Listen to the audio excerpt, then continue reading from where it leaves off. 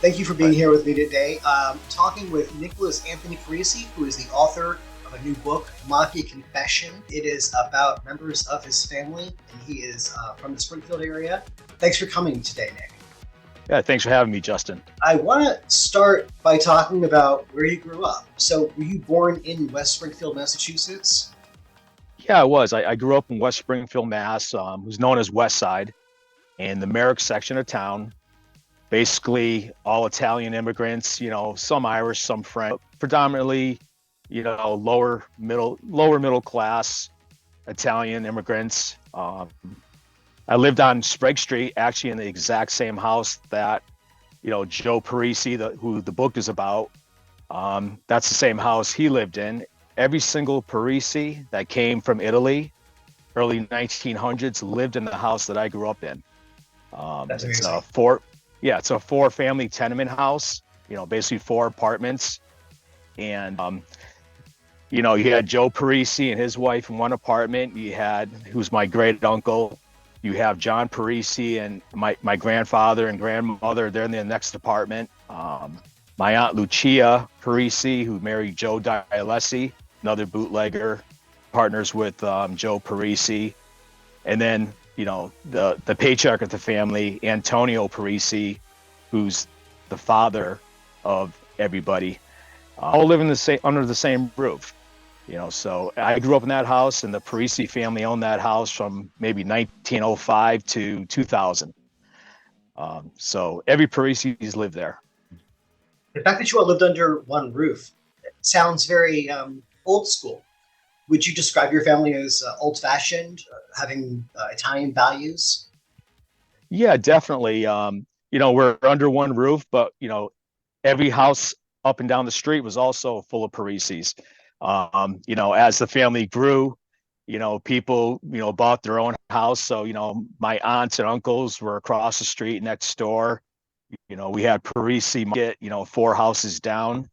The little Italian, deli and market where you got what you needed. And it was very close knit, old school Italian values. It was a nice place to grow up, as a young kid. Everything was tight, everybody was close.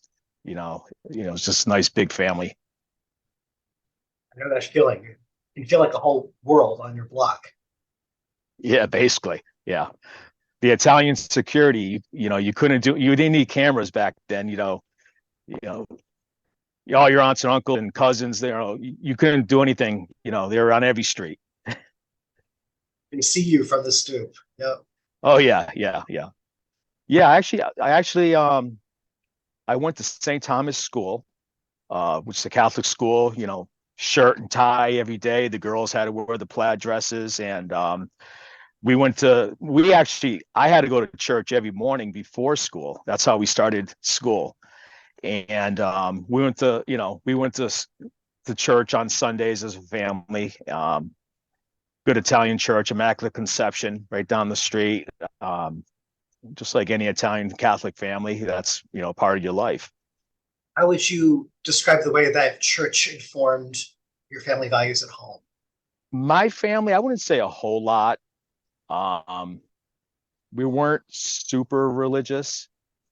It was just, part of your life. You go to church on Sundays, and everybody got baptized, at the same church, and that's how everybody that wasn't your uncle or aunt, they eventually became, because they, your godparents. And we weren't a super religious family like some Italian families are super into a Catholic religion. We were not, but the basics were there. And you went to a religious school. Is that like from K through 12? I went till 8th grade. So we started at Immaculate Conception, which was right up the corner of my house, and then that kind of went out of business, the parochial school. So then I transferred to St. Thomas, which was actually up on the hill. So I lived in the poor section of town, the Italian area. I transferred to St. Thomas, which is basically, we call it the hill. And that's where, back then we thought those were the rich people. And looking back, they're just middle class. But we thought they were rich because they didn't have four family houses. They didn't live in tenement houses. They had their own one family house. So they must have been rich. But looking back, they're just little tiny capes, houses. But to me, that they were the rich people. And you know, I went there on a scholarship from the church because we couldn't afford, tuition. You had to pay to go to Catholic school. So the local church actually sponsored me, and they paid for me to go to school until eighth grade. And then I went to high school, which was a public high school, and that was a big shock. So, going from the Catholic school to the public school, and I'm sure it that's when I was. started getting in trouble. I will come right back to that. I do want to stop and come back around to your siblings. How many kids in Sure. your family? It's just me and my sister. Oh, okay. I have a Small yeah, family. yeah, just me and my sister, and of course, a million cousins. You know, Would you say that you were good kids, you and your sister? my sister moved out when I was really young. She got married actually at 15 years old. She's about 60 years old now, and she's still married to the same person. Yeah, that's Uh, young. yeah, real young. So when you get to high school, you said that was a big culture shock. Oh, actually, I do have another question back up again. When you talk about the families up on the hill, the ones you would encounter at St. Thomas, were they also Italian families like on your block? No, no, they were the Italians lived down in my block. It's called the Merrick section in West Side, and then up on the hill, more Anglo-Saxon, more the real estate agents, the doctors, the lawyers, the accountants, a lot different than the ditch diggers and the construction workers where I grew up. That's really So, interesting. How class and yeah, ethnicity get mixed up that way. yeah, it was a huge culture shock for me. Yeah, but Is that when you started to find more trouble? Go ahead. I was just, back living on Sprague Street. We were young kids. We didn't really know a lot about the mafia yet. We didn't realize, we're just, we're 8, 9, 10-year-old kids. We're going to Catholic school. We're super protected. And just so many funny things happened, when I was growing up on Sprague Street that I look back and I should have known there was something different about my family. I remember I'd go next door to my cousin Tony's house. Our fathers were brothers, and Uncle Tony, he was one of the top counterfeiters in the country at the time. And I thought he was the smartest guy in the world. I tell everybody my Uncle Tony is so smart, he's going back to college again for another 8 years. And he's always going to college. He's got to have like 3 doctorates by now. And I had no clue that college meant he was going to prison again for counterfeiting. And, I went to my cousin Tony's house one morning. We're going to walk to school up to the bus stop to go to St. Thomas. And I'd go to his house, and he was a couple years older than me. So he'd walk me to school. And, Uncle Tony's like, hey, it's your birthday today, isn't it? I'm like, yeah, Uncle Tony, it's my birthday. I'm, whatever, 10 years old. And he's like, oh, here's a 20 for you. And he hands me a $20 bill. And 10 years old, the first thing I do is I pick up the 20, I hold it up to the light, and I look at him and go, is this real? I want to make, I'm 10 years old. I'm not even thinking anything, twice about it. That, I'm asking my uncle, is this a real 20 or is this a counterfeit? It's just, And you so, hadn't heard anything to suspect that your uncle was a counterfeiter at that point? I knew. That's why I asked him if it was real. Okay. Oh, okay. Yeah. So you did know Because, about yeah, I knew all about it. My family, we're all over at the Monte Carlo restaurant having dinner one night. The Monte Carlo, it's owned by the Puglianos. Frankie Pugliano owned it, and that was a couple blocks over from where I grew up. And we're having dinner, and the feds all pulled up and raided the restaurant. We're talking a helicopter, dropped down into the parking lot, and I'm a young kid, and they arrest my father. My uncle, they got somewhere else. They arrested my other uncle. So, 2 of my uncles and my father got arrested.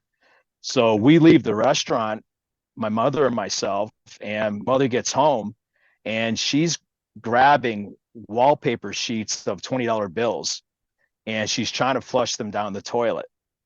And of course, it's overflowing the toilet. So now, we're in the backyard. I'm pulling the trash cans into the backyard. She's burning wallpaper rolls full of $20 bills hanging, in this, other apartment in this 4 tenement house that was used for drying the money. They would hang the wallpaper sheets of money, then they would run it through a dryer, to crinkle it up a little bit and make it look older. I'm 10 years old and I'm thinking this is normal to be burning counterfeit money in my backyard. So you never questioned whether it was illegal, or did you know No, that? actually, no, I didn't think anything was weird. That's what's funny when you look back at it. It's like, I kind of had a messed up childhood, but I had a good childhood. I had a childhood growing up, but crime didn't really seem like it was crime to me back then. Now you look back as like, oh my God, that was kind of a dysfunctional childhood. You know, Another time, I'll tell you another funny. As a young kid, we had a gopher hole in front of the house, and this kind of goes back to the book. And we're doing everything. My father's, he's shoving poison down the hole. I got the garden hose in there, and this hole is just getting bigger and bigger. There's something big digging a hole in our front lawn. And, you're Italian, you don't want anything wrong with your front lawn. It's got to be perfectly green. And so, it's bigger and bigger. So we're, this has got to be a sinkhole or something. This can't be a gopher. It's got to be a monster gopher. So we called the water department in, and they're scratching their heads. They can't figure it out because they dig it up, and there's definitely some big pipes running from the sewer system into our house, but they don't make sense. They don't really go to anything where they should. So they call up some old timer. So, we're talking about late 70s. So they call up this old timer who's been, working for the water department, since like the 1920s. He's like 75, 80 years old. He should have retired 20 years ago. And he's like, oh yeah, this is the Parisi house. Like, yeah. He's like, yeah. So, back in the day, back in the 20s, your uncle, he was making whiskey in the basement, and there was a problem with the fumes you're getting out. So the water department came in, and we tied the stills into the public sewer system in West Springfield so that nobody could smell, what was going on in the basement. And Why would the water department do that for you? Who knows? Maybe somebody got a free, Sunday dinner. But crazy things like that. It's just, it's, and you don't think anything of it. It was just part of being a kid, being an Italian kid in that neighborhood. Did the other kids in your neighborhood have similar stories? Probably, yeah. Me and my friends, I got to be careful on, this one a little bit, You have to be but specific. we'll just say on my street at another relative's house of mine. So, like Italians back in the 70s, we didn't have dryers. They were expensive. Nobody had the modern dryers. So we had clotheslines, and we basically had a telephone type pole in the middle of the yard and a clothesline going across to it with a, pulley system. So one of my uncles, I won't name him, so I don't, he gets me and all my friends, hey kids, kind of like Tom Sawyer. Say, let me whitewash a little. Hey, do you guys want to all dig a hole for me? I'll let you guys do it. Like, oh, cool, we can dig a hole. That's awesome. So, we start digging this hole. We get down a few feet, because we're going to put this telephone type pole in, and we hit something. And, I'm digging around it, and it's a shoe. So I'm like, oh, this is kind of weird. So I keep digging a little more. Now there's another shoe. And I'm like, Uncle so-and-so, I'm not going to say his name, but, there's a couple shoes here, he's like, oh no. Fill that hole. We're going to put the clothesline about 20 feet over there to the left. And nice. Yeah, I figured it out maybe 10 years later, and I don't know what was in the shoes. I don't want to know, hopefully they were just shoes and, you know, maybe some clothes, and hopefully there wasn't some feet in those shoes. But yeah, it just seemed normal to me back then that there could be something going on, and we're like, okay, you know, we'll just dig the hole somewhere else. And yeah, you know, and all my friends were the same way. You know, they didn't think anything of it. It's just, you know, part of growing up. You know, at Christmas time, you know, everybody in the family got a new wallet from my grandmother. And, you know, why did she keep buying us a new wallet? I mean, wallets last like 10, 15 years, a nice leather wallet. And now that I'm older, I look back and, you know, I'm reading stories about, you know, things that happened with my family.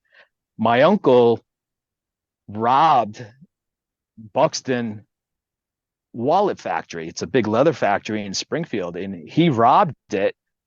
And my grandmother ended up with cases and cases of wallets. So everybody in the family for Christmas got a wallet from Nana. You know, so you know, Nana was, you know, she was exactly like in Goodfellas, you know, when after they kill Frank Vincent, and they have him in the trunk, and they go, and she's, oh no, sit down, no, I make you something to eat. And you know, that was my grandmother. You know, we get home at 2 a.m, and you know, as teenagers, and she's like, oh, sit down, you know, did you guys have, you know, boys have fun, did you meet a lot of girls, you know, did you have safe sex, you know? And she's, you know, 80, 90 years old, and you know, she's just, you know, I hope you met a lot of girls and had fun, and here's a wallet. When your father was arrested at the restaurant while you were sitting there with your mom and your sister, right? How did you feel? How did your family react? You know, it wasn't a shock. It I wasn't crying, I wasn't scared. It was, you know, I didn't know why he was being arrested, really. I didn't think it was a bad thing. You know, it's just they came in, and he's getting arrested and for something, and I'm sure he'll be home in a couple hours for dinner, which he was. But it was, you know, it was a big deal. It was a real big deal with the FBI. But it's just things like, you know, things didn't seem odd to me back then. They seemed normal. And as an older person, you know, I'm talking, you know, it wasn't until I was in my 30s and 40s. I'm not even in my 20s. I thought it was still normal. There was so much dysfunction as a kid that probably shaped the way I am today, or was, you know, maybe 5, 10 years ago, not today, that I can look back to as, you know, that's probably why I'm the way I am. And that's probably why my friends are the way they are. You know, we grew up around crime, but it didn't seem like a bad thing. It seemed like normal. And So how did that affect you? Dysfunction. How did that make you different? It made me kind of immune to laws. You know, it made me not really respect the police. I got into a lot of trouble, you know, starting in high school and later on in life, including right now. I mean, right now I'm actually, you know, on felony probation. You know, we can get into that later, but yeah, I don't really look at law enforcement, you know, the way a lot of people do. I kind of did things that I wanted to do, and I didn't really worry about the repercussions. You know, it was just we did our thing, you know, and you did what you had to do to make a buck. You did what you had to do to, you know, survive in life. That's what you saw the adults in your family doing. They were making a buck. They were doing it however they needed to, and not really worrying about the consequences. Yeah, no, you know, that's just the way things were. And you know, it was kind of a game. It was, you know, the cops and robbers. You know, you did as much as you could, and you know, it was a callous game. You tried not to get caught, and if you did, you know, who cares? You know, we're talking about the 70s and 80s. You know, back then, you know, you get pulled over for drinking and driving, and the police would just say, okay, you know, you had too much to drink. I'm gonna follow you in the police car with the lights on. We're gonna go real slow, and I'm gonna follow you right up into your front of your house. Make sure you get home. You know, today, you know, of course, you're getting handcuffed. You're spending 10 grand in attorney fees, and you're all kinds of trouble. Back then, they're just, drive real slow and I'll stay behind you with the flashing lights on so you don't hit nothing. It sounded like the police were sort of protective of young guys who would drink too much. Is that right? Oh, absolutely. Yeah. We threw keg parties and, they would come and, what we did is, we had 2 kegs and we knew the police were going to come, and bust the keg party in high school. And, when they came, we would let them take the keg. And once they left, we'd pull out the real keg, we'd buy a quarter keg for them to take. And then we have the full keg, sitting behind the trees, for the police. I got away with everything. I started driving when I was 14 years old. My father bought me a car when I was 14 years old. And back then you could start at, I think 15 and a half, you could start, work on your driver's, permit with an adult sitting in the passenger seat. So my dad buys me a 75 Monte Carlo, my first car, and we fixed it all up. And, that's what me and my dad did. We like tinkering on cars and stuff in the backyard. And I'm 14 years old. It's the summer between 8th grade and high school. And my father's like, why don't you just, use the car and drive it, take it to school. So, you don't have to take the bus. I'm like, Dad, I'm only 14 years old. I can't drive. I don't have a license. I got 2 more years. He goes, I'm going to write you a note.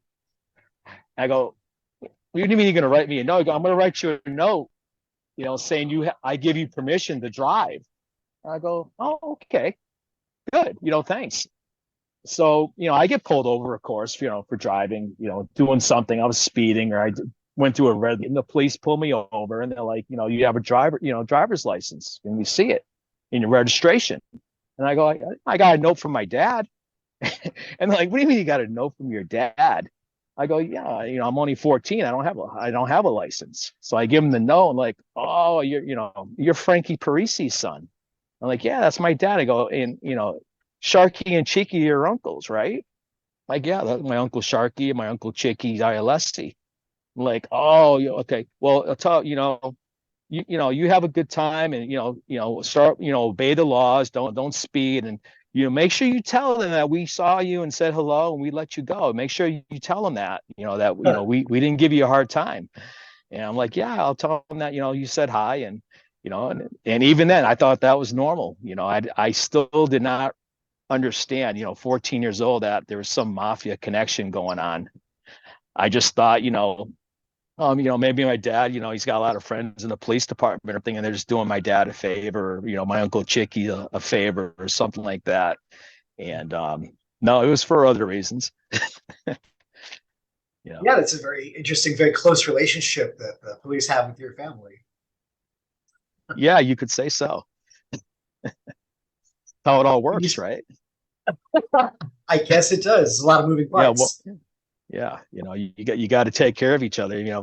Back then the police probably didn't make a lot of money like they do now, and make a few bucks here and there. Mm-hmm. Yeah. I want to talk to you about some of the people whose names we might know from the news. People like the Geas brothers and the Buglianos. Yeah. You said to me that earlier that you got to know them when you were still a young fellow, when you were in high school. Can you tell me about how you got to know them? Yeah, well, I grew up with both of Freddie G and Tony Pugliano. Tony Pugliano, he's the son of Frankie Pugliano. Frankie Pugliano, as a lot of your people know, he's a made man in the Genovese crime family, and he's also an associate of the New England crime family, the Patriarca family. Major player in our area, the Frankie Pugliano. So his son, Tony Pugliano, is one of my best friends during high school. And Freddie Geas, Photius, but we called him Freddie. Same age, we grew up together, had a lot of fun. He's Greek, but we all hung out together. There was a bunch of Italians and the Greeks and, a few Irish. We fought with the Irish. But I had a couple Irish friends. And, that's kind of when I started to figure out, who we were, that, we were something. People treated us a little bit differently in high school. I think it was about 1983, my sophomore year of high school. A big newspaper article came out by, I think, Stephanie Barry is her name. She's Yeah. she's kind of a mob historian for the Springfield Daily News. And I remember we all read it, we got it the night before, and we all show up at school and we all have it in our hand. We have the newspaper, all of us show up and, hey, did you see what they said about my dad? And they're like, yeah, did you see what they said about, your grandfather? And, see what they said about my uncle? And we're all proud of it. And, from that day on, we knew who we really were, and everybody in the school knew. So now we're wearing ties to school. We're dressing like, we're big shot mobsters, and we thought we were. And everybody respected us, and we had a little crew back in high school. We were already acting the part. We're counterfeiting lunch tickets and and hall passes, and maybe selling some illegal party favors. And we're doing everything that the older guys were doing. We called ourselves the boys. We're the boys. We're the sons and the grandsons and the nephews of the current mafia in West Springfield. There was some big thing happened one time in the school, and the whole school did what do they call them, a sit-in, where everybody walks out of class and they all sit down and they refuse to go to class for the day. And the principal came out, and nobody would get up. And the principal's on the intercom saying, go back to class and all this. And, finally the principal came over to us and said, hey, can you do me a favor and tell these kids go back to class? And, we said, but hey, it's time to go back to class. You guys made your point, but, Mr. why don't you guys go back to class, and why don't you guys just go and do it? So, that's how they handled things. They came to us, first day of junior year. They tried I don't know what the word is. We were an all white school. There wasn't anybody that wasn't white, and we're talking Italians and Irish mostly. And the first day of school, they wanted to start bringing in some black kids and some Hispanic kids into our school. And we're sitting in homeroom the first day of school. Mr. Malloy, really tough old Irish teacher. He's our homeroom teacher. And he's taking attendance first day of school, and he sees a couple, black kids walk by in the hallway. And he just stops and he's like, what the hell was that? And he looks down the door and he sees these two black kids walking down the hallway. And he's like, Parisi. Malloy was my buddy, and he was another tough kid. He's like, Parisi, Malloy, take care of that problem. That's what he said to me, and says to us. And we get up, we went out in the hallway. They must have slipped and fell because they ended up, bloody noses and stuff. And the next day, the school was all white again. And this is a teacher. It's perfectly normal for the teacher to say, hey, can you guys, take care of that problem? We don't want non-whites in our school. And today, how they treated you like enforcers from that time. It's incredible. Yeah. When there was a problem, the teachers or the principal would come to us and say, hey, can you go talk to these kids over here? They're stealing car stereos out of the parking lot, or they're doing this and that. Can you go have a talk with them? Oh yeah, no problem. So we got some special treatment even from the teachers. And my mother was so nice. She gave my kids, I have three boys, Giovanni, Dominic, and Anthony. She gave my kids my report cards, from when I was in high school. And that was so nice for her. Straight F's. I don't even remember, I kind of went to school because it was, fun to hang out, but I don't really remember going to classes and doing homework and taking tests.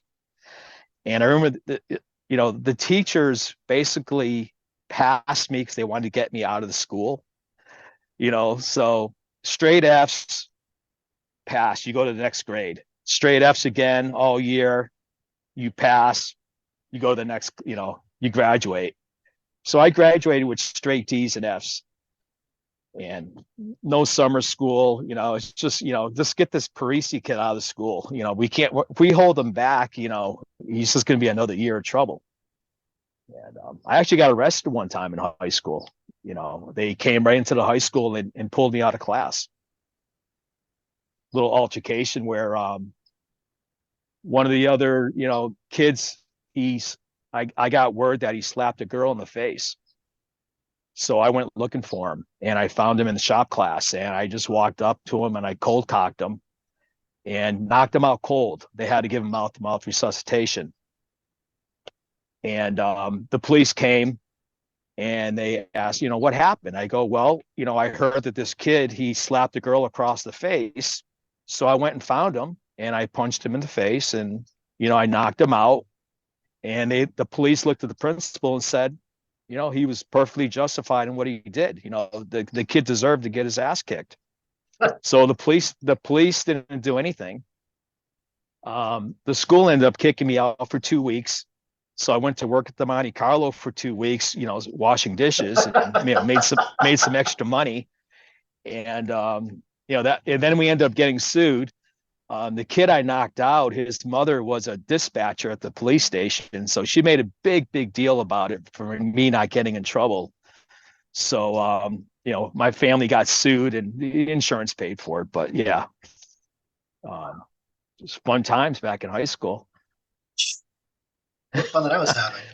Is that mostly how you distinguished yourselves from one another? How you found the boys was by your family connections? Oh, absolutely. We knew our family was connected, so together. We did stick together.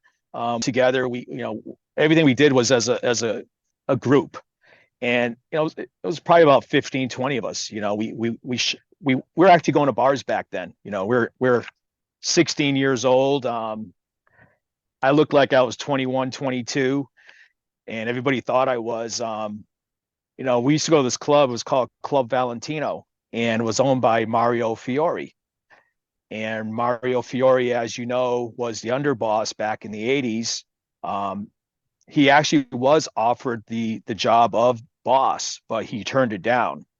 Mario was the top guy, but he was smart. He didn't want to be known as the top guy. And so I think he was considered the consigliere.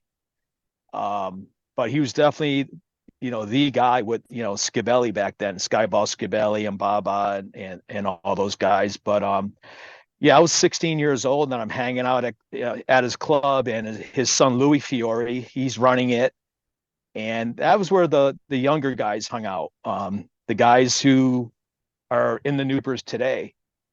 The older crowd, the Skibellis and the old timers who ran everything, Fioris and all them, they were over at Ciro's across the street. That was headquarters of the Springfield crew, the Ciro's restaurant, great Italian food. But yeah, that was the headquarters of the Springfield mob. And then the younger generation, which was, guys like me, teenagers, and guys that were in their early 20s, like Louis Fiore, we hung out at Valentino's. And I was actually a bouncer, and I was letting everybody in, and everybody in the place was underage, and they eventually got closed down by the police for being an underage bar. But that was a fun place. My high school graduation party was at Valentino's. So 17 years old, and I'm hanging out in bars having a graduation party. But, that was probably like the main guys over here at Ciro's at the restaurant. Then across the street, you've got kind of like the kids' table, where you've got the younger generation who are going to move into those positions. Exactly, and you knew they were. You knew who the players were. Louis Fiore. His dad's one of the top guys. Santinello. He's over there. DeCaro, Trangasi, all the big players today. That's where we hung out. Big Bummy Stone. I don't know if you know that name. He's like 6'9", 400-pound monster of a guy. And, the Puglianos, Louis Pugliano's son, John Pugliano, from Agawam. You don't hear about him that much, but that's Frankie Pugliano's brother, Louis. Very, very involved in another made man in the mob. But yeah, we're all the younger guys. We sat at the kids' table across the street, and that's kind of where I got my introduction to the Springfield mob. I was working out with them. I was a pretty big guy back then. We had a gym in the South End called Central City Gym. And I have a picture. I think I told you about it, and I got to find it. We took a picture out front of the gym. It was in the South End, and we're all out there in, tank tops, and, it's the 80s, half shirts, and, flexing our muscles in front of the gym. There's probably 30 of us. And it is the who's who of the mafia. Everybody that I just named is in that picture. It is the who's who of today's mafia. And it was just all us. We're all, teenagers and young 20s and just working out in the gym together, and now they're the who's who. You think that they knew I'll that get you that that was going to picture, be their destiny back then? Yeah. There was the Springfield guys, the younger guys were already involved in a lot of stuff. There's, as you know, the 80s was big, cocaine. The movie Goodfellas, that's the best interpretation of the mafia I think there is. I mean, you watch The Godfather, and that's so. Michael Francis Rizzi, do you renounce Satan?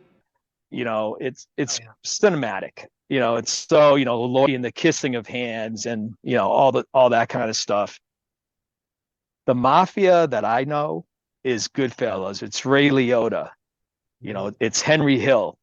It starts off in the 70s, and there's that loyalty and hanging out at the social club, and which is the Ciros and the old school guys. But then the 80s come around, and it becomes a bunch of coke dealers, and that's probably one of the biggest downfalls of the mob. That's the RICO comes along, and now you got guys who are getting popped for selling cocaine.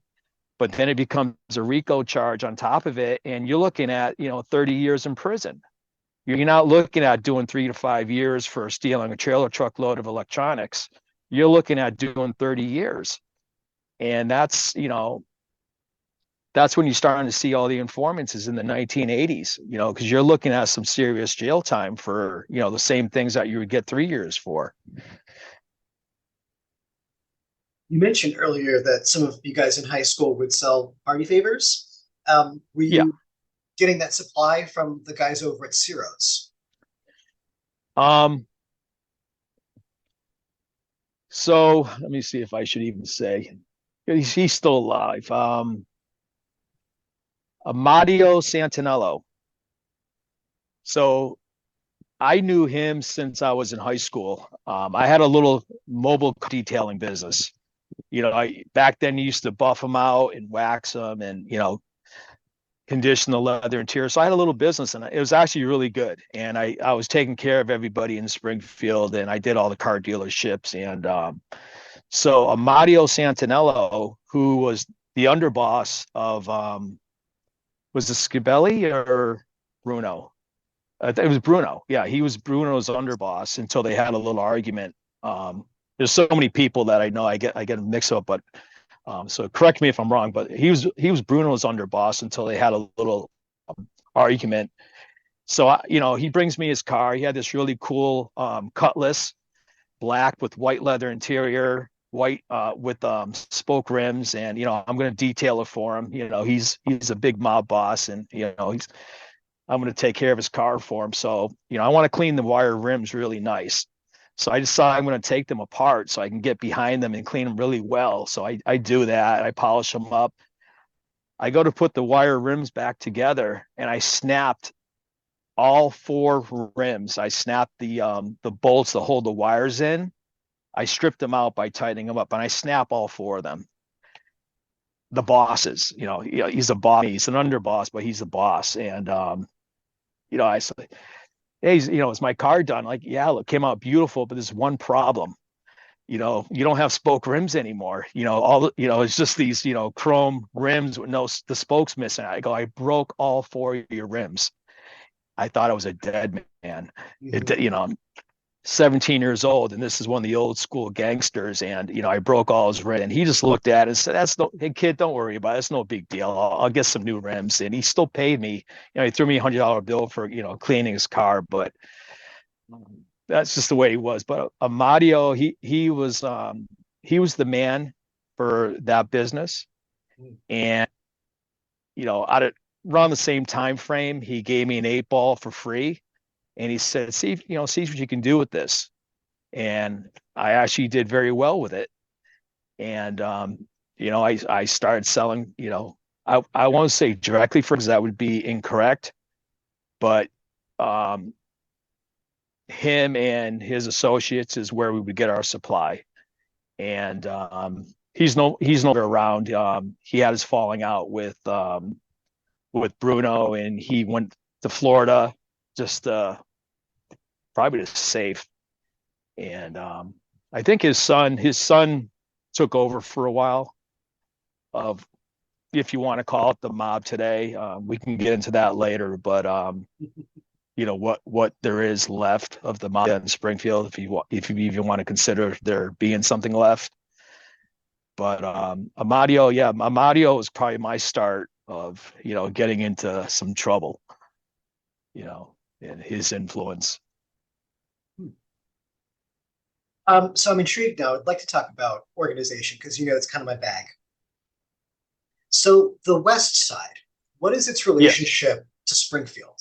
Are they a separate gang, or are they more of an affiliate?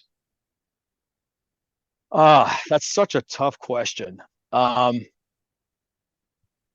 It's such a small area that back in the 20s they were fighting, prohibition, and they're definitely rivals back in the 20s. And Frankie Pugliano's grandfather is Luigi Pugliano, partners with my uncle and my grandfather. He's uncle of Joe Dialessi, who's married to my aunt Lucia Parisi. So the Puglianos and the Parisis were together back then, and it was definitely separate. Springfield was Springfield, and West Springfield was West Springfield. They were definitely rivals. When things started to mesh together, there's money to be made. And fighting, you're not going to make money if you're fighting, and it's such a small little area. It's two different towns, but it's just divided by a little bridge, Memorial Bridge. And not only just West Springfield and Springfield, but Rhode Island and Boston, the New England crime family. It's that's why you see Frankie Pugs. He's a made member of the New England and the Genovese family. You got Gaetano Mano. He's West Springfield. East Longmeadow, but he's also made. He's he's a soldier for Patriarca over in Rhode Island. And he's actually the one, the guy who killed the underboss, Wild Bill Grasso. And a little, kind of a little story, but I just talked to Guy Talano about, maybe 2 weeks ago on Thanksgiving. He's been in prison for 17 years for killing Grasso. He put a bullet in the back of his head. Along with the Puglianos, they were all in a car. They thought they were going to a meeting, and just like in the movies, a bullet in the back of the head, and Gaetano got 17 years, and now he's aged to my cousin, who's a Marvici. Now Marvici, Pasquale Marvici, is the little 4-year-old boy that got shot while they tried to, shoot my aunt and my uncle leaving the jail and visiting my Uncle Joe. So the 4-year-old boy, he gets shot in the arm. He grows up. His daughter is now engaged to Gaetano Milano. So, the families, it's just, we're all related or will be related at some point. But to get back to your question, I think I think it's kind of one big family. Everyone's so intermingled. The three families, New England, Springfield, and West Springfield. I think I consider it just one big family now, or not now, I should say, up until about 2010. It was all one. Everybody's working together. They're just making money. So the Everybody's. Patriarcha and Genovese. I hear you talk more about Patriarcha than the Genovese family, which is ostensibly in charge of the Springfield crew. Do they have more of an influence here than Genovese because of the distance? It's mostly Genovese. The Patriarcha crew. They were Genovese and Colombo controlled. One of their underboss is a member of the Bonanno family. So, New England had ties to Bonanno, Colombo, and Genovese. Springfield and West Springfield was heavily Genovese family. And so all five families were represented, by somebody. And they all had their hand into it. But yeah, the Genovese family was probably, the dominant force. And, they were since the 1920s when Antonio Miranda, came to Springfield from New York. Antonio Miranda, as you know, is the brother of Michael Miranda and Donato Miranda. Michael is a big shot back in, the 1930s all the way to the 1960s. He's the consigliere to Vito Genovese and very close friends with Costello. So that is where Springfield got its ties to the Genovese families, with Antonio Miranda, who married Pascalina Senescalchi, the widow of Senescalchi, who was killed by my uncle, Giuseppe Parisi. So, we're going back to 1927 is when Genovese family got involved and got that tight connection. Michael Miranda, consigliere, his brother Donato was a made member of the Boston crew back then under Buccolo. Was it Filippo Buccolo? So, Genovese was involved in all three families back then, and they, all the way until I'd say about 2010 is when they severed ties. And, what happened? Arillotta, He changed that. Yes. Yeah. Basically, so, you got the Genovese family, you got little Artie Nigro back in New York. He's the boss of the Genovese family. We're talking about year 2000 approximately.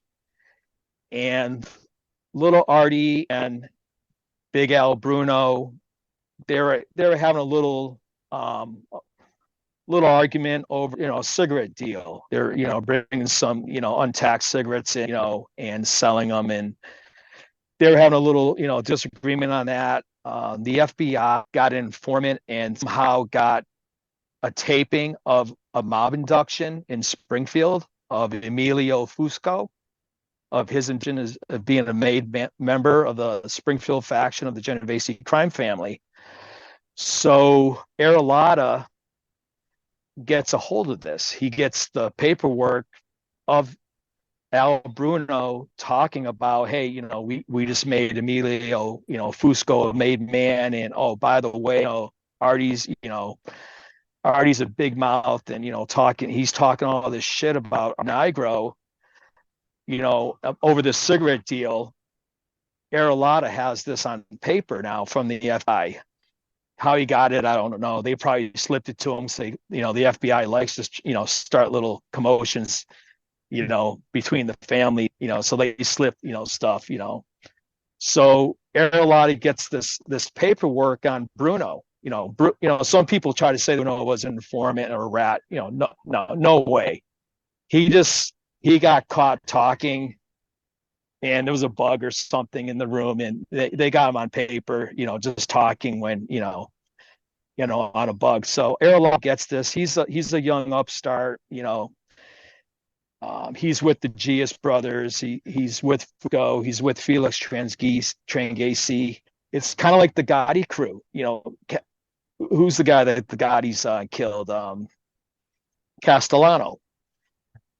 So Al Bruno is kind of like him. The young guys don't like how the old guys are doing things. They want to take over.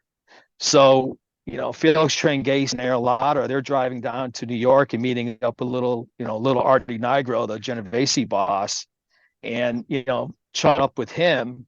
And then they show up one time with this paperwork saying, "Hey, we got Al Bruno, talking some smack about you." And they give the paperwork to Nigro, and it just infuriates them.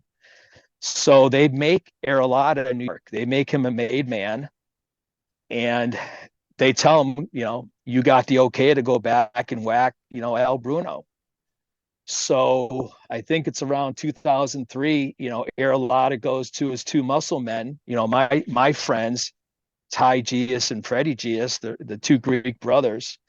And they said, we got the okay to whack the boss, and, Arillotta was a soldier, for Bruno. Bruno was his mentor. And they get the okay to whack him. Geas is supposed to do it, and he farms the job out to Frankie Roche. Somebody that he met while he was in prison.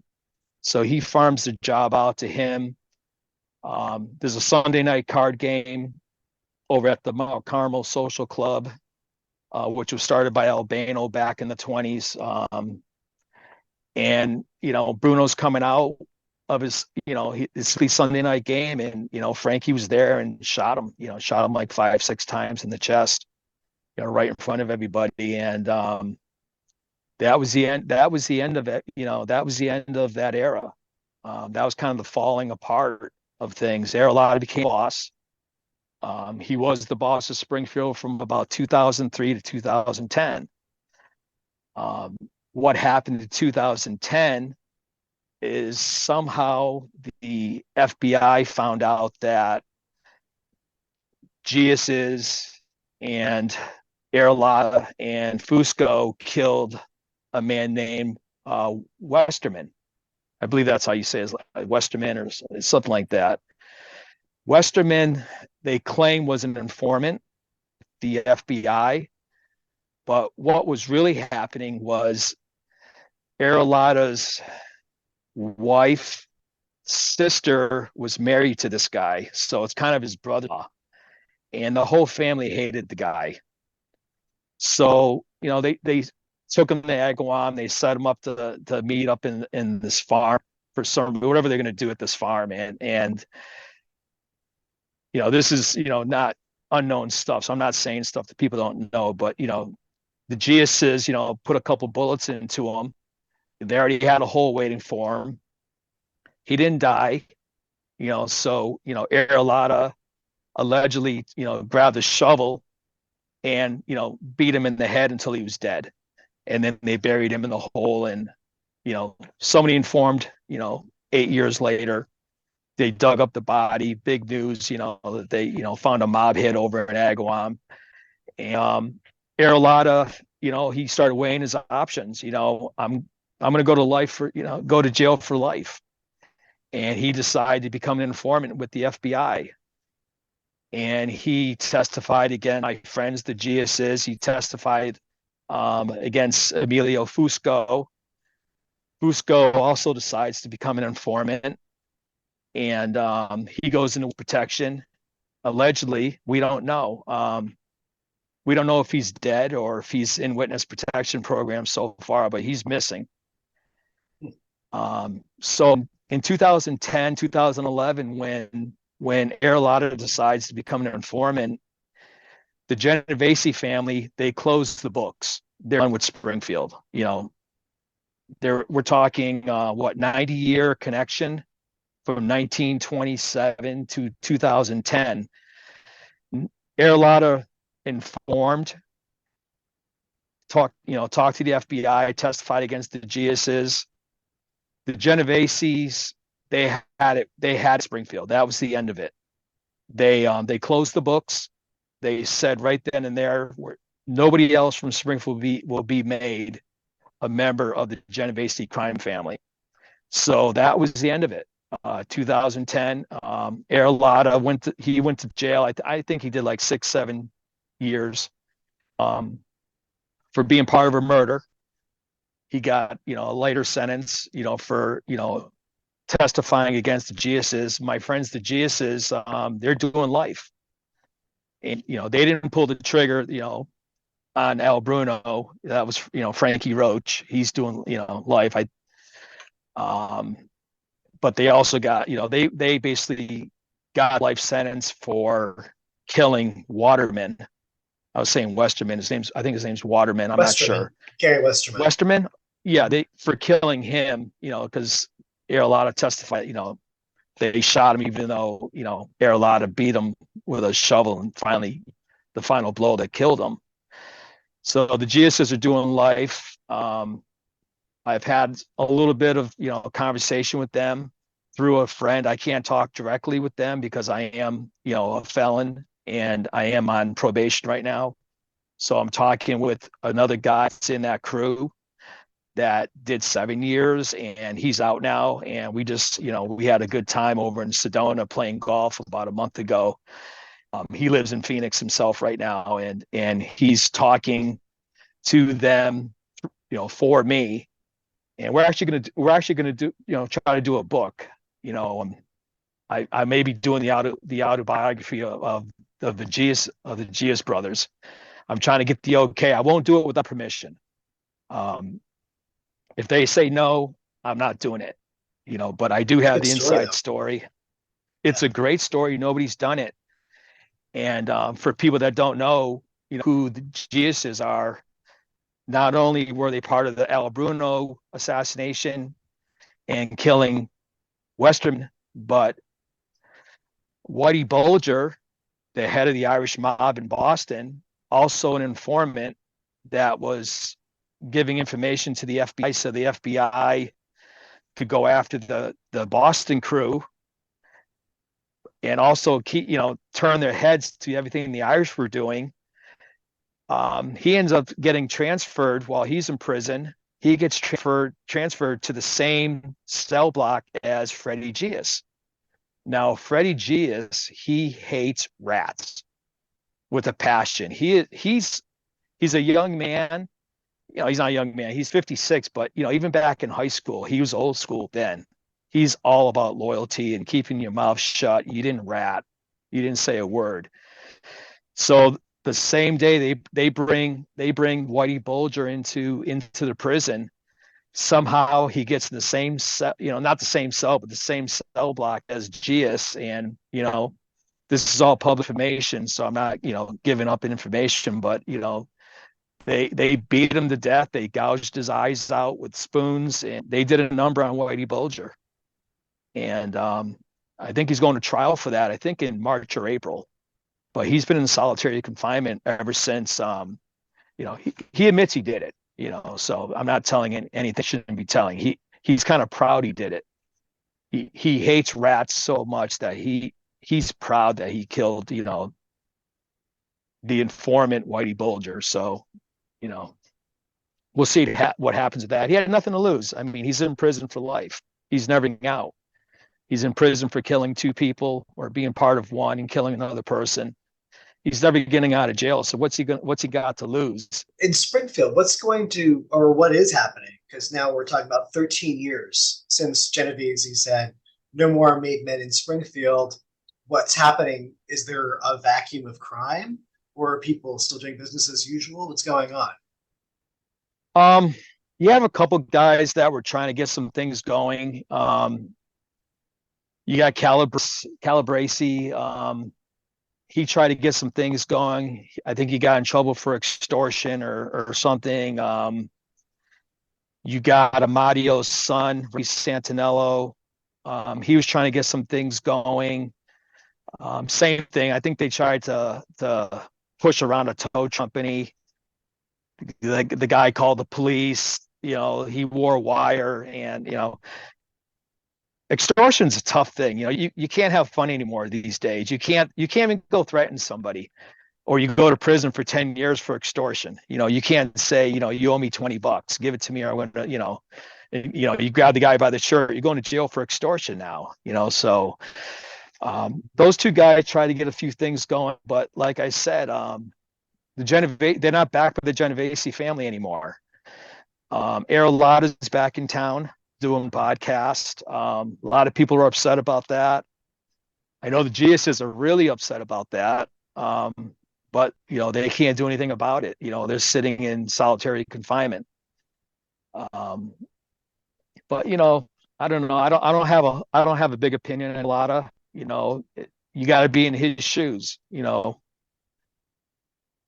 I guess he made amends with Santinello and Calabresi, and I guess they're all okay with it. He's doing podcasts out of the same exact location that they killed Al Bruno.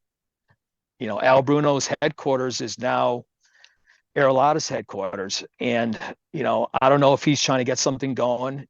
I'm sure he's under close scrutiny of the police and the FBI. Being who he was a boss for 7 years, so I'm not sure what he can get going. It's not, what can you do these days? There's so much going on with surveillance, and you really can't get away with anything these days. So, what can you do in the mafia? You can sell drugs. I guess that's about it. You're not going to run racketeering ring. You're not going to do much with gambling anymore because the state's got the lottery. I guess you can do some prostitution stuff, but there's not a whole lot you can do as a mobster these days. There's not much out there. And like I said, they don't have the backing of the Genovese family anymore. So, in my opinion, and probably in a lot of people's opinion, Springfield crew died in 2010. Boston is still alive. The New England family, it's headquartered in Rhode Island. I'm not sure if you ever go down to Rhode Island, down to Cranston or that area, but that's old school. I mean, I love going down there, and I got a lot of friends over there. That's still going strong, and they're running their things. But I would say Springfield's dead. Springfield's dead, unfortunately. So what about the bullies? Look at me saying unfortunately, crime's not. Yeah, I'm saying unfortunately. I mean, people have been saying crime's not happening. Crime's not occurring, unfortunately. Yeah, I guess from my childhood, I'm still messed up. You see, is there another, a generation of the boys growing up on your old home street in West Springfield today? No, my street, my whole neighborhood is 100% Russian. It's Russian mafia now. Wow. And all the Italian restaurants are all Russian restaurants. There's only one Italian left, and it's my cousin Tony, son of Uncle Tony, the counterfeiter. He's still living in the same house with his mother. He's a good Italian boy. He's 58 years old, and he lives with his mother still. And he's the only Italian left. It's 99.9% Russian, and then cousin Tony. And they took over, and they're the new mafia now. What do your sons think about this family legacy? They think it's kind of cool. Everybody grew up with mafia movies, and they glamorized the mafia. Like I said, the Henry Hill, the Ray Liotta thing about them becoming degenerate drug dealers. People don't really see. They see the guys in the silk suits and and the pinky rings, and they walk into clubs, and they put you at the front table, and they're bringing you free drinks and meals, and the crowd parts for you when you walk in the club. The Cadillacs, and when I was a kid, after church you drive by La Fiorentino Bakery in the South End, and all the wise guys are all standing out with their suits, and it's just cool. And you watch the movies, and it's just glamorized it so much. It's like I want to do that one day. That's, I want to be a mobster, and, you're kind of like a movie star. In reality, you're not. These days you're a glorified, drug dealer, and that's about it. But back when you're a kid, especially in the 80s, there were a lot more than that. The real deal back in the 70s and 80s, and we all wanted to be them. But today it is what it is today. But yeah, kids today, including my own kids, they just know what they know from the gangster movies, that it's all glamorized. It's a cool, everybody, thinks it's cool to be a gangster. It doesn't feel like they're on track to become gangsters, or they don't know the real story. They're still getting it from the movies. Yeah, they get they get the cool part about it. They watch Sonos. Those guys were having a lot of fun. The world was theirs. They don't realize, you go to jail for 20 years, you can't have fun, sitting in a jail cell. I came out here to California. I've been out here in California for like 15 years. There's not a lot happening out here. So I got involved in the 1% biker gangs, and I became a national officer in one of the biggest biker gangs in the country. I won't say their name. I'm not allowed their name because I left the club. I'm non-association. One of the reasons I'm on probation right now. I pled guilty to a few things, some lesser charges, house arrest for a year after that, and then on probation just over and over and over again. I can't seem to ever get off probation. But so it's hard to go to Italy and some cool places. I got to go in between probation stints. But it's, the 1% biker gangs, the only action out here. It's mafia on two wheels. And, I was a national officer. I had control of hundreds and hundreds of people. And it's run the same way as the mob. And but I got out of that lifestyle about 8 years ago. And can't speak to anybody in that lifestyle. It's not association. If I'm seen talking to anybody that's in the biker life, I'd go straight to prison. I was facing 14 years in jail, 7 years for what I did, and double time because it's a gang enhancement. Me being a boss, basically anything that my guys would do, I would automatically get conspiracy. One of my guys thought he was doing me a favor. He was already doing 7 years, and he was with me at the time of an incident that occurred out here that I got in trouble for. And he said, listen, I just got 7 years. Somebody owed him some money. He took the guy out to the desert. He made the guy dig the hole. He put a gun to his head and scared the shit out of the guy. And then the guy paid him. Well, we talked about extortion. So next thing you know, my friends, he's in jail now for 7 years for extortion. Well, he's also the guy that was with me when I got in trouble. So he says, I'm going to admit to doing it, and I'm going to say you weren't involved. I'm thinking that that sounds because they said we're going to give you 7 years for the crime, and you can do it concurrently. So he's going to admit to doing it. I'm going to get it off, and nothing's going to change for him. He's doing 7 years anyways. They give him 7 years, and it's just another strike. Well, because I'm a boss, as soon as he said that he did, I automatically got a conspiracy charge. And, that was the end of that. So I fought it for 3-4 years. I spent a lot of money, fighting it, and finally pled guilty to assault with a deadly weapon, a knife. Somebody got stabbed. We were in a bar one night, and there was a street gang in there, and they started some trouble, and we tried to leave, and they followed us in the parking lot, and one of their guys got stabbed, and they think that me or one of my guys did it, and that's where it ended up today. I want to talk about the book and what it covers, and your relationship to the principles in the book, because the book is about your great uncle, right? Giuseppe Parisi. Yes. Who was a bootlegger from West Springfield during Prohibition. and Yes. he bought liquor from Carlos and Scalchi, and the two of them had some kind of falling out, and Right. and your great uncle killed Carlo, and there was a big trial, and he went to prison. Did you know your great uncle when he was alive? Yeah, I did. Parisi's Market was on the corner of Sprague Street and Union Street, 4 houses down from the house I grew up in. So he died in 1976 when I was 10 years old.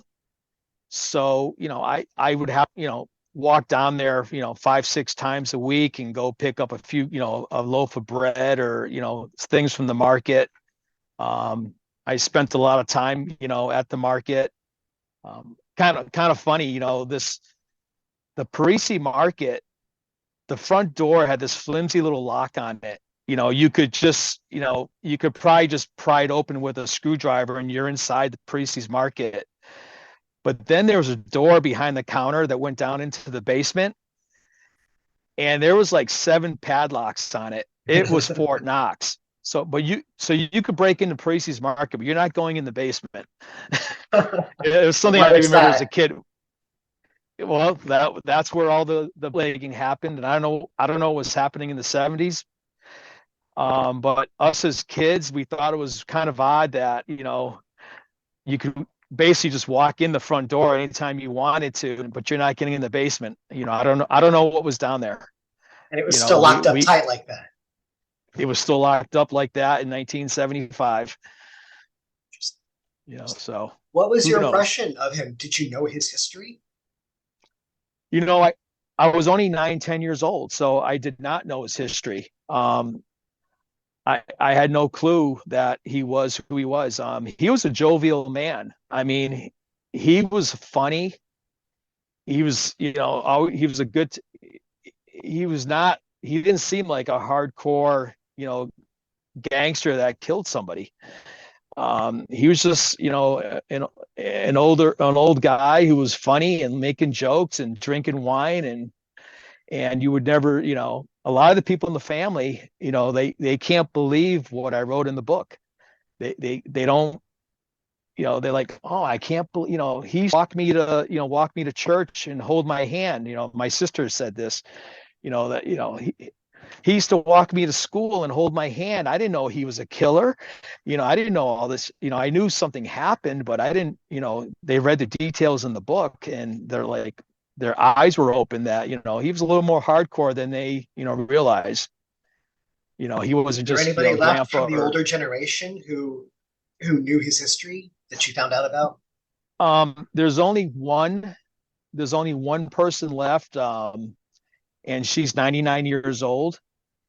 And I've I tried contacting her and getting, and talking to her about it, and she doesn't want to talk about it. Understandable. So yeah, that of course that generation is long gone. They're all born in the late 1800s, and even the second generation is, all gone. My dad died in 2008, and they're all dying off. All my uncles have died in the last 5 years or so. All the ones with the good stories that I used to sit around, as a teenager underneath the grapevines, drinking a glass of wine, and just, talking Uncle Jimmy Selvatico. He was grooming me for, something in the future. He was big in the garment industry in New York with the Macy's, and his house backed up to the Parisi Market. And I'd sit in his backyard for hours, and he'd just tell me all kinds of different stories, and we drank wine as I was a kid, and he was basically schooling me for my future. And he was quite the man. He was, you know, my kids met him when he was about 85 years old. I took him down to Florida to meet Uncle Jimmy. His real name was Vincenzo Selvatico, but we called him Uncle Jimmy. And he was in the garment business in New York City, and he did what he did. But at 85 years old, he was explaining to my kids how the skim worked and how VIG worked and how the industry worked. And he's rattling off numbers that, I don't even think Einstein could have, ran off. He's like, you paid $29.95 for this dress, and 20% goes to this person, that's this amount of money, and 7% goes to this person, and that's this. He's rattling off numbers like he's a computer at 85 years old. And my kids are just like, man, this guy is cool. And I go, you should have seen him back in the day. I can imagine how those numbers must have lived in his head, though. If you've been in retail or anything like that, where you've got to live with certain numbers, you got to use them every day. Yeah, and I'm good with numbers like that too. And I don't know why, but he's but yeah, he was a little supercomputer in his head. It was pretty cool talking to Uncle Jimmy. He has a lot of good stories, and his father was in the book. They were bootleggers. Everybody in my family was a bootlegger. Even the women. My grandmother, when they came to bust my grandfather, she jumped on the cop's back and got them in a chokehold while my grandmother was busting all the bottles. And the women were hardcore too. They're all gangsters too. I have a question about that. I wanted to ask you about when you were running with the boys, when you were teenagers. What kind of girls did you like, and how did you find them? So here's the funny thing with Italian men. We fight the Irish, we date their sisters. So, and it's probably the circle. It may be why we fight with them and why we date their sisters, but all the Italian guys, they had Irish girlfriends, and vice versa. The Irish guys, they dated the Italian women. So that's we called it a mixed marriages back then. You're a mixed marriage if you're Italian and Irish. But that's why you see so many Italian Irish married couples these days. It was just the way it was. It was the grass is greener on the other side. You didn't date your own kind, I guess. So. So yeah, excuse me. But you stuck with Catholics. No, I don't. I guess we did. I never thought of it until you just said that. But no, the Irish are, some are Catholic and some are Protestant. I married a Protestant. So, I don't think, I never thought about it until you just said that. I don't think that came into the equation. We just, you saw a nice, good-looking girl, and didn't really matter what religion she was. Grandma might get mad. You're not dating a nice Italian Catholic girl, but you know how it works. Mm-hmm.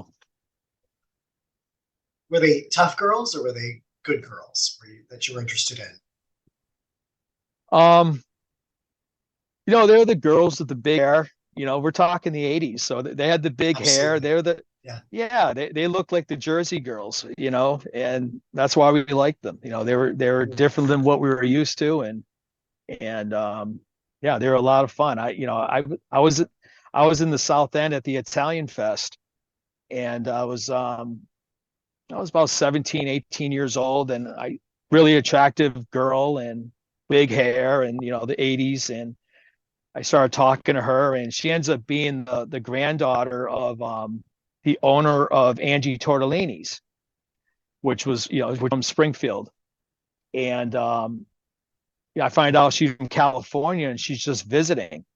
And that's, I always wanted to go to California. It was a dream of them. So as soon as a good looking Italian girl, and she lives in California, I'm like, yeah.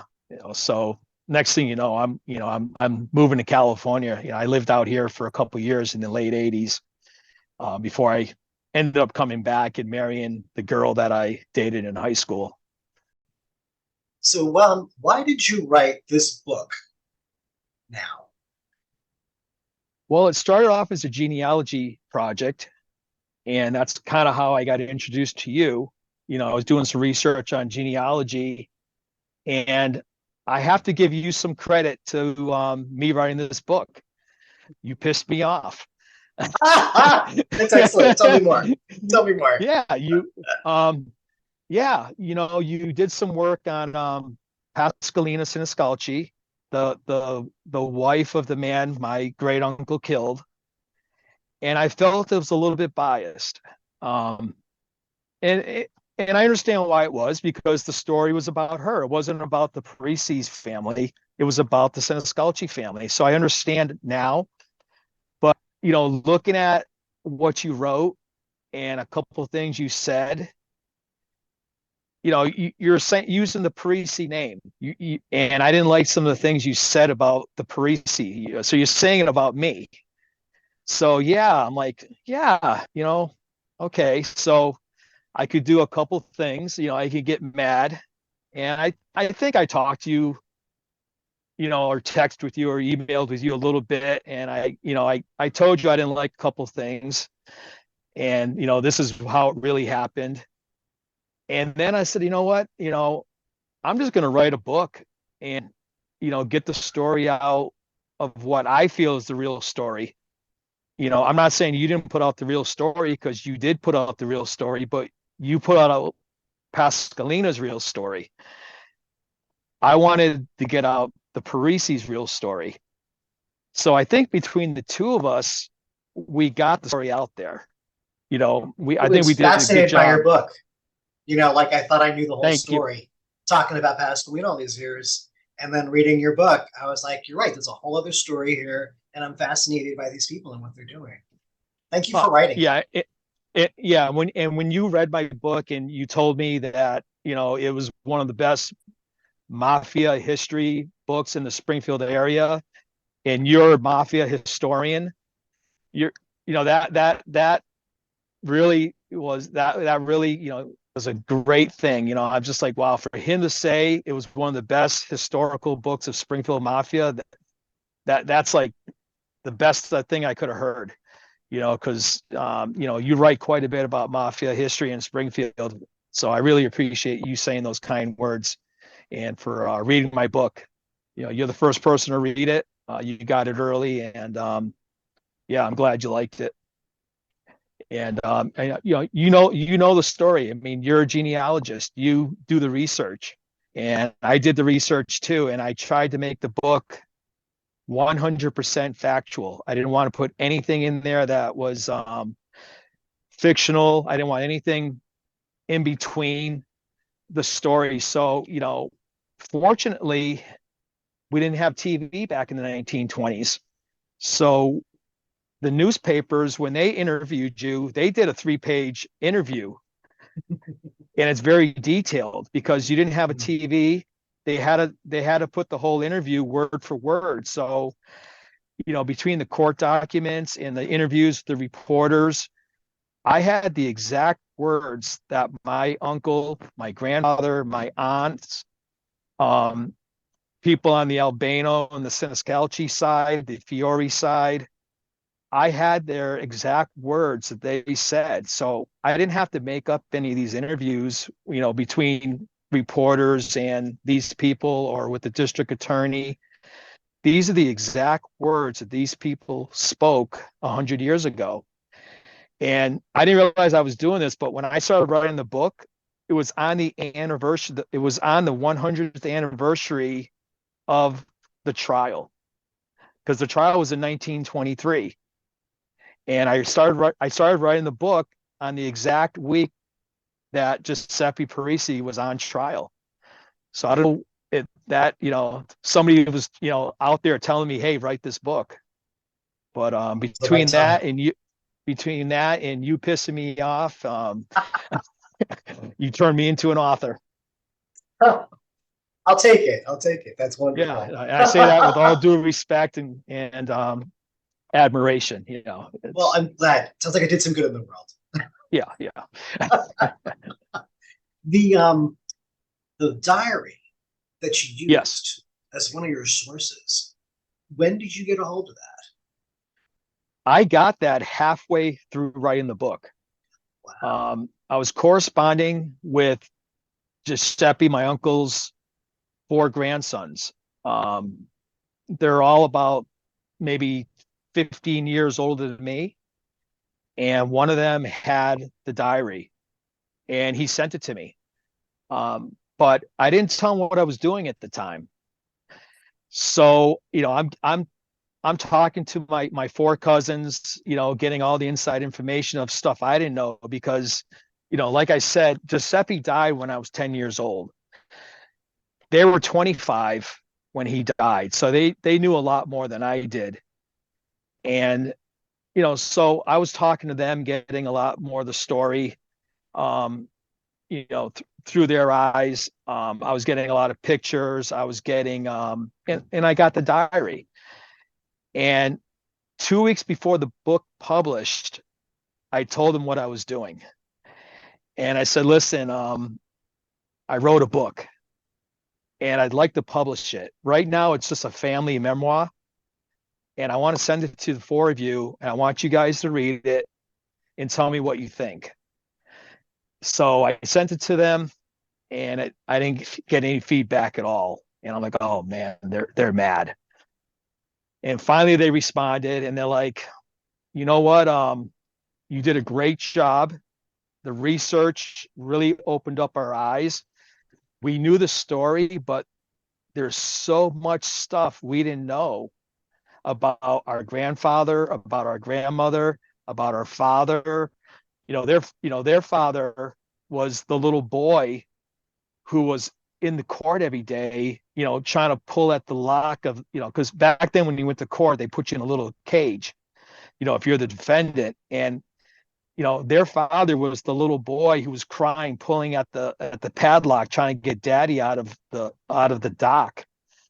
How come you're not coming home, daddy? Why are you in this cage? That was their father. So, they said at first they were embarrassed that a book could be out and all their friends are going to read about, what their grandfather did. But they said, you know what? First of all, it's 100% factual. So and it's 100% already out there in the world. It's nothing that somebody can't Google and find out. So you're not telling something that people don't already know. You're just putting it out there 100% correct. So they're not getting the story wrong. So they gave me their blessing. They said, go ahead and publish the book. And I'm glad they did because I was doing it anyways. But I really, but yeah, if they said no, I would have, I would have negotiated with them a little bit.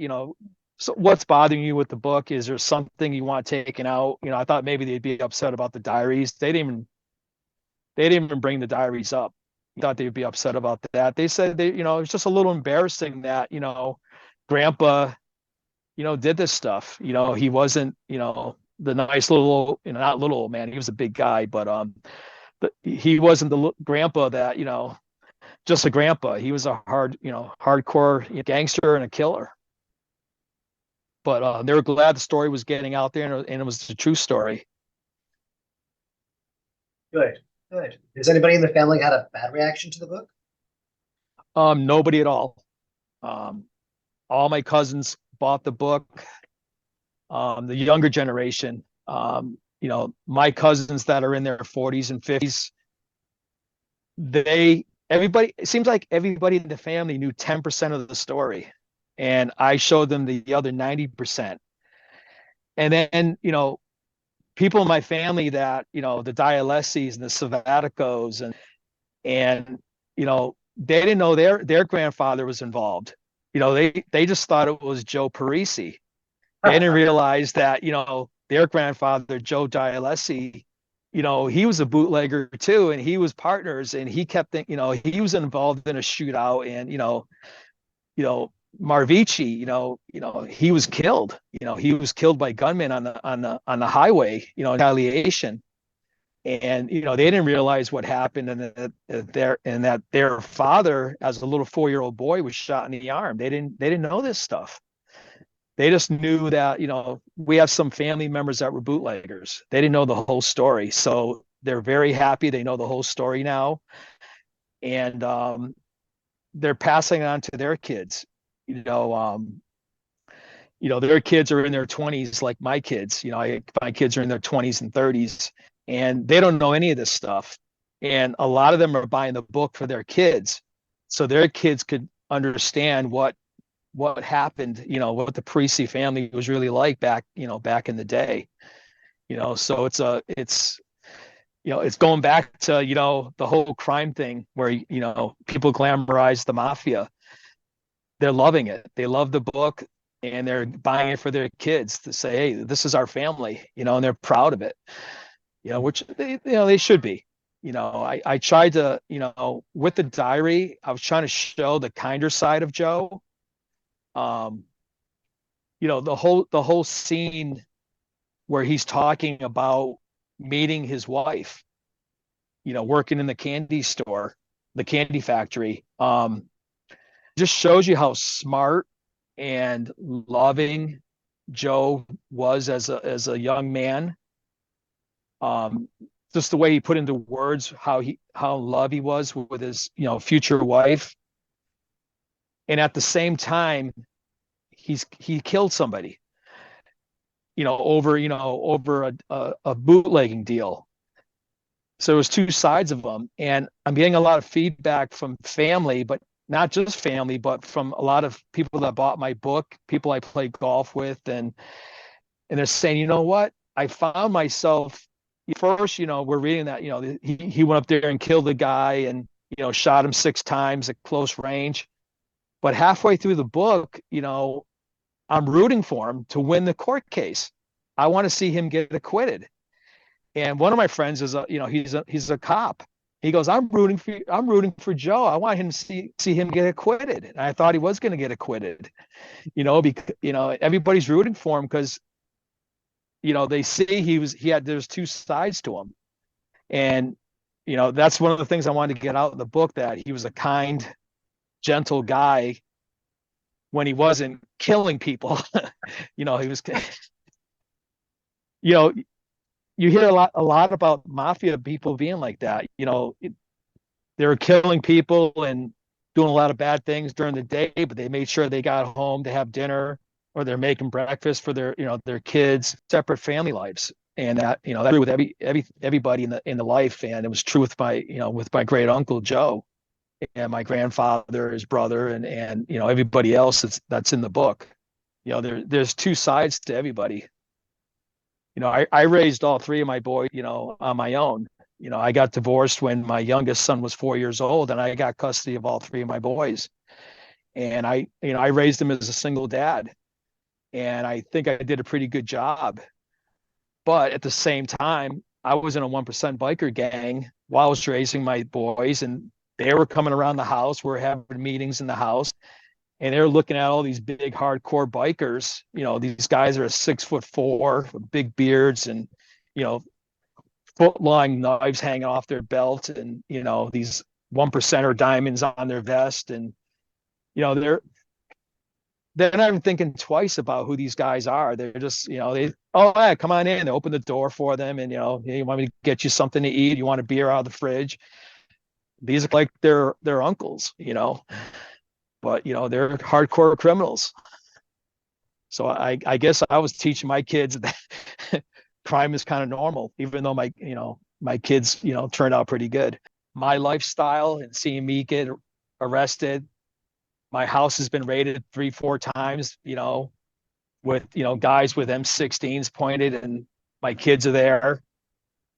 They didn't think anything of that, So I guess they were, I guess they kind of had a lifestyle like I did as a kid, growing up, to be a little bit immune to that police situation, seeing dad get in trouble a lot.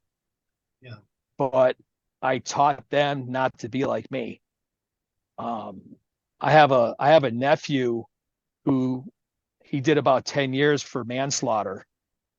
He was in a bar in Westfield, and there was a group of Westfield State College football players in the bar, and one of them sucker punched my nephew. My nephew is tough as nails, and he was with the Geas and all those guys because he's younger, and he turned around and knocked out this 6'4" football player in one punch. unfortunately, he killed him with that one punch. And he ended up doing 7 to 10 years. I think he did 7 of the 10. But he was like a little brother to me. He died a couple years ago at a young age. But the saddest thing he ever said to me is, started off as a really good compliment. He goes, I always looked up to you, Uncle Nick, and I always wanted to be just like you. And I was so proud when he said that, because when he said it to me, it was at a point in my life. I'm a successful businessman, a nice family. I have a nice house. And then so I'm thinking he's talking about that. I want to be just like you, Uncle Nick. And then he finished it with all the criminal things I used to do. He wanted to be just like the bad person I was. And, that when he said that to me, it was just a terrible thing that, I had a big part in his life that, he started getting in trouble and he was looking up to me and he only saw the bad things I did. He didn't look up to me for the good things I did. And that's a big regret I have, that he never really saw the good things that I did. It was so. Sounds like the kind of thing young kids don't appreciate, like that you're a good father, for instance. Yeah.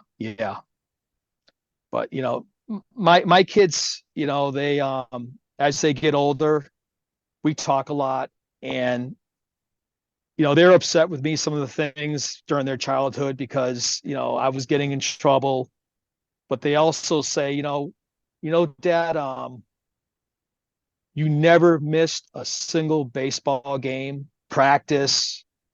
You coached all our little league teams. You were there for every little thing we did. No matter what, you never missed anything we did. So they appreciate me now that they're older.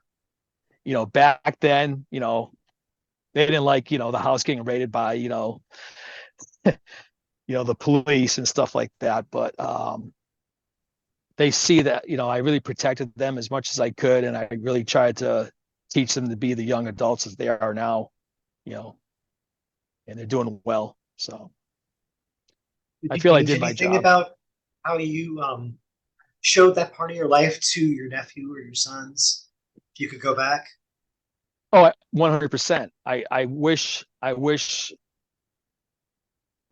when I left Springfield, I left it behind and I changed. I wish I never got involved in the biker life, and I never, I was getting involved in a lot of things. I was very involved in the marijuana business out here. I consider myself a modern day bootlegger, just like my family. I was, selling marijuana before it was legal in California. I had a very big business. I got into the medical marijuana business. I was the first one to operate a delivery service out here, and I had stores, and then I became a licensed marijuana dispensary. I retired young. I gave that up a few years ago. I sold everything and I retired at the age of 50. So the marijuana business is really good for me. But yeah, I started back during the Prohibition days, and created quite the empire, and I got a good lifestyle because of it. But I also, I had a lot of legal problems. That's another reason why the house got raided a lot. That's why I went to jail a lot. That's why I'm on probation right now. They feel I could have paid a little bit more in taxes than I did.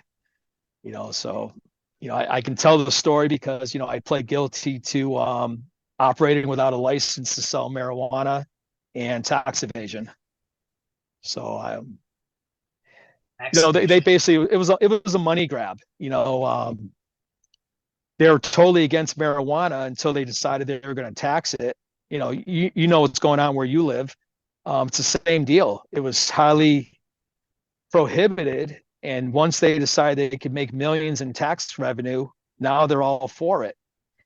And, here in my town, it's highly competitive. There was only one license given to open a legal marijuana dispensary, and it was given to me. Well, guess why? My partner is the former mayor of our town. So life goes on. The bootleg and prohibition days are still going on, and the corruption with the politicians and the police is still happening. And it's just, Yeah, it's we're with not going to run out marijuana of things these to write days. about. No. I'm actually starting the book. The next book is Big No Sam years. It's gonna start in 1933, when Prohibition ended, and the first book ends, and it's gonna go all the way up until about the mid 70s, the Big No Sam years, and then the third book is going to be the Scabelli years and Bruno years, all the way until probably 2010, and then hopefully I get permission to write about Freddie and Ty Geas, their life story. That one there, I will get permission though. Thank you so much for giving me your time this afternoon. It's been a really great conversation. I think people are going to enjoy it. You've got a lot of knowledge about Springfield. I'm glad I could help. Maybe between the two of us, we can educate Springfield about the history of the mafia and how it started in the 1920s. I'd like people here to know their history better. Yeah, for real. Yeah. I like what you're doing. You're digging deep into everything you're doing. A lot of people are just regurgitating the same stories over and over again, and you're actually doing the research to get the true stories out. They're not just the little fluff that we keep seeing in the newspapers and online. You're getting the real deeply researched stuff out there, and I appreciate it. The same is true of your book. It is not just some fluff that we could get anywhere. I know you say that it's all public info, but it's how you put it together. You tell a really good story.